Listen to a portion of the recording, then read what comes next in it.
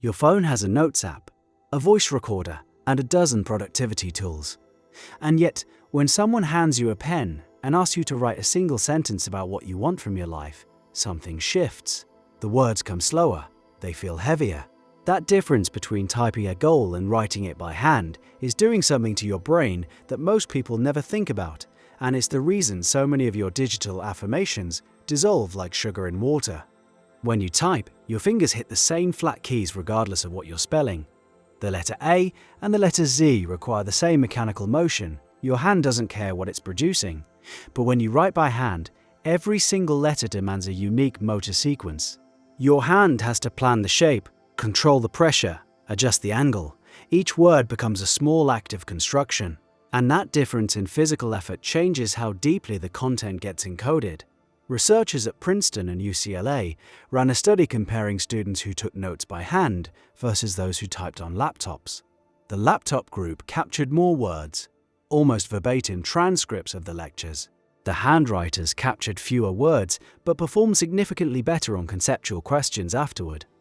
The act of writing forced them to compress, to rephrase, to decide what mattered in real time. Their brains were processing the information while recording it, instead of just passing it through. So what happens when you apply that same mechanism to personal goals, beliefs, or identity statements?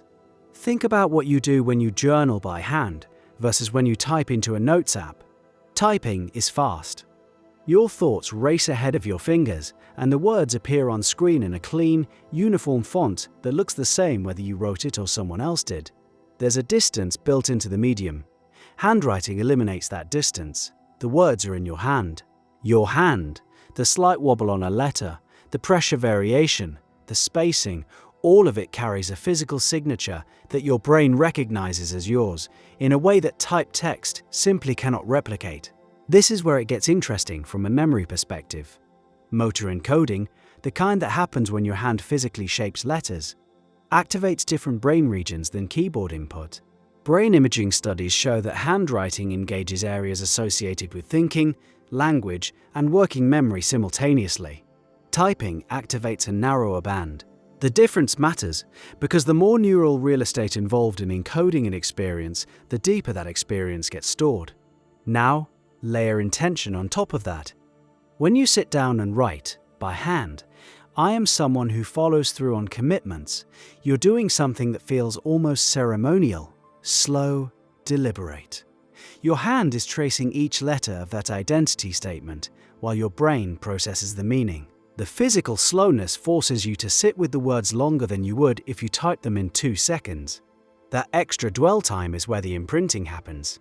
A study published in Psychological Science found that the act of writing by hand activates something researchers call a generation effect. When you produce information yourself, actively constructing it rather than passively receiving or copying it, your retention of that information increases dramatically. The generation effect has been replicated dozens of times across different contexts. Writing by hand maximizes it because the production cost is high. Every word costs you time and motor effort, which signals to your brain this matters.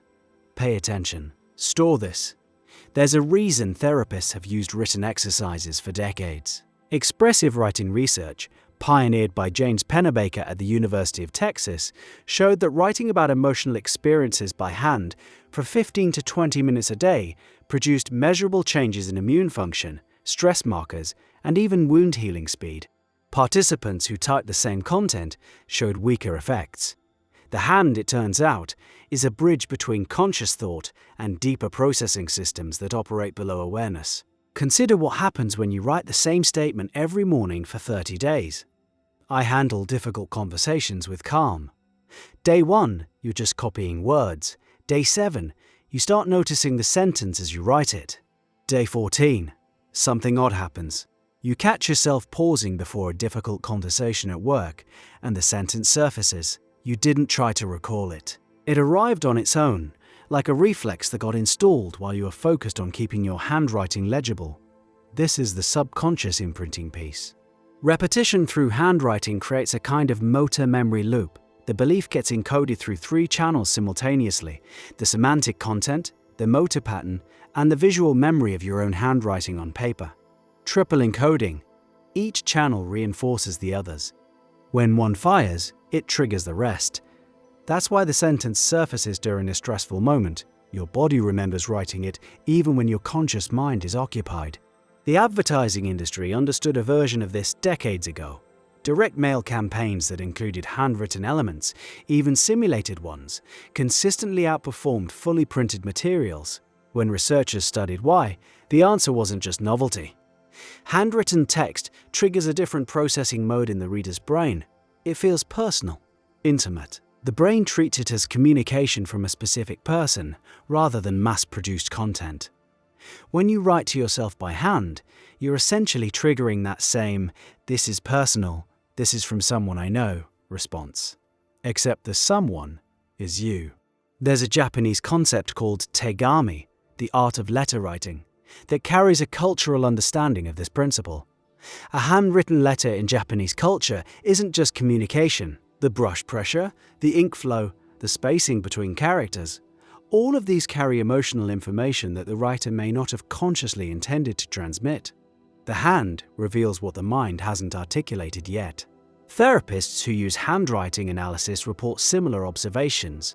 Clients often express truths in their handwriting patterns, heavier pressure during emotionally charged words, larger letters when writing about aspirations that they haven't verbalized in sessions. Your hand knows things your mouth hasn't said yet. This creates a feedback loop that works in both directions. Writing a belief by hand doesn't just store it more deeply. The physical act of writing can surface resistance you didn't know you had. Try writing, "I deserve to earn twice my current salary," by hand, slowly, and pay attention to what happens in your body. Many people report a tightness, a hesitation, sometimes even a change in handwriting pressure or size on certain words. That resistance is information. Typing the same sentence produces none of that feedback because the physical channel is too uniform to carry emotional data. So the practice becomes diagnostic and therapeutic at the same time. You write the belief.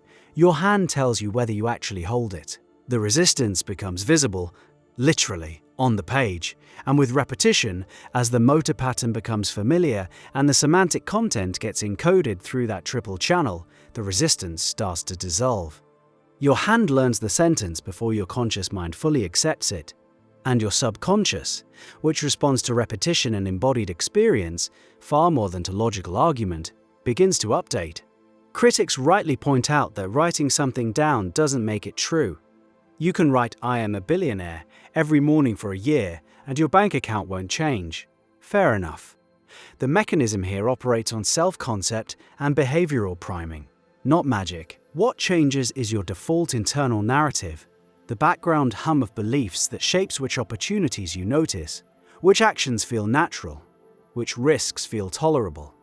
A person who has physically written "I take action before I feel ready" 300 times has a different relationship with hesitation than someone who read the same advice in a book and nodded. The difference between information and installation comes down to depth of encoding. Reading is shallow, typing is medium, handwriting is deep, and repetitive handwriting with emotional engagement goes deeper still. Each layer adds another anchor point in memory, another trigger pathway, another thread connecting the conscious intention to the automatic behaviors that actually run your life. There's a detail from Pennebaker's research that often gets overlooked. Participants who wrote by hand and then reread their own writing days later experienced a second wave of emotional processing, sometimes stronger than the first. Their own handwriting acted as an emotional time capsule. The visual of their own script, with its imperfections and pressure variations, reactivated the state they were in when they wrote it. Typed text didn't produce the same re-entry effect. The personal signature of handwriting serves as a key that unlocks the full context of the original experience. Every morning, millions of people type affirmations into apps, read them off screens, and wonder why nothing changes. The content is fine. The delivery system is the bottleneck. Your brain evolved to learn through physical interaction with the world, touching, building, shaping, carving. For most of human history, committing something to record meant carving stone, pressing clay, or dragging ink across parchment. Every recording method carried physical cost, and that cost was the signal that told the brain to treat the content as worth preserving. A pen and a blank page might be the most underrated technology you own. The information flows through your arm, your hand, your fingers, through muscle and bone and tendon. Before it becomes visible, by the time the ink dries, the words have already traveled a path that no keyboard shortcut can replicate. And somewhere along that path, between intention and ink, the line between what you're writing and what you're becoming starts to blur.